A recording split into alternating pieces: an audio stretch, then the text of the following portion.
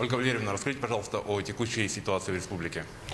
Добрый день, уважаемые жители Республики Саха-Якутия. Санитарно-эпидемиологическая ситуация в республике остается напряженной. За прошедшие сутки на территории республики выявлено 107 новых случаев новой коронавирусной инфекции. Из них на город Якутск приходится 70 случаев. В Амгинском и Мирнинском районе по 5 случаев. В Алданском, Хангаласском и Чурапчинском по 4 случая. Зарегистрированы также единичные случаи в ряде районов республики. Органами управления Роспотребнадзора и Министерства здравоохранения через учреждения, больницы выявляются все ближайшие контакты и изолируются для того, чтобы непосредственно не дать распространения коронавирусной инфекции. Оценивая сегодня состояние по санитарно-эпидемиологическому благополучию в республике, необходимо обратить внимание на то, что вновь тенденция связана с тем, что большинство заболевших находится в столице нашей Родины. Опять же, Родины, малой Родины, в городе Якутске. Опять же, необходимо обратить внимание на тот момент, что все контакты, которые у нас сегодня есть, они в основном носят корпоративный характер. Поэтому оперативный штаб еще раз обращается к руководителям учреждений, которые работают на территории республики. Как можно больше принимайте мер, как направленных на соблюдение санитарно-эпидемиологического благополучия, также и на направление людей на удаленный режим работы. Потому что именно такой порядок лишь только позволит нам сегодня всеми совместными усилиями избежать дальнейшего распространения коронавирусной инфекции. За сутки зарегистрирован 1 летальный случай.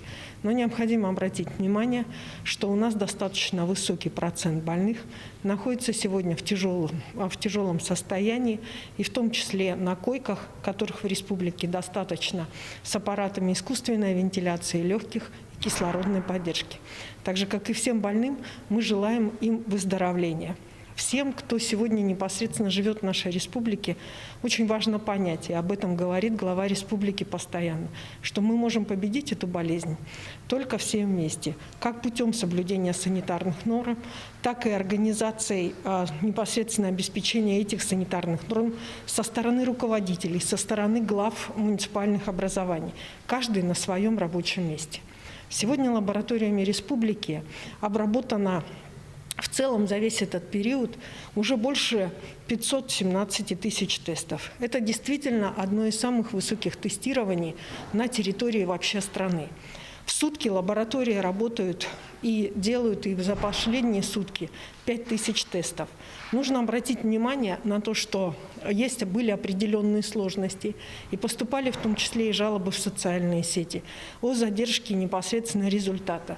Я думаю, что при такой нагрузке наши 14 лабораторий, они будут справляться, и мы соответственно, примем все меры для того, чтобы, безусловно, как можно быстрее выдавать результат. Но необходимо обратить внимание на то, что сегодня базовая задача, которую ставит глава, и сегодня непосредственно это ответственность, в том числе и муниципалитетов, это привлечение к ответственности и ответственность каждого, кто находится на своем месте.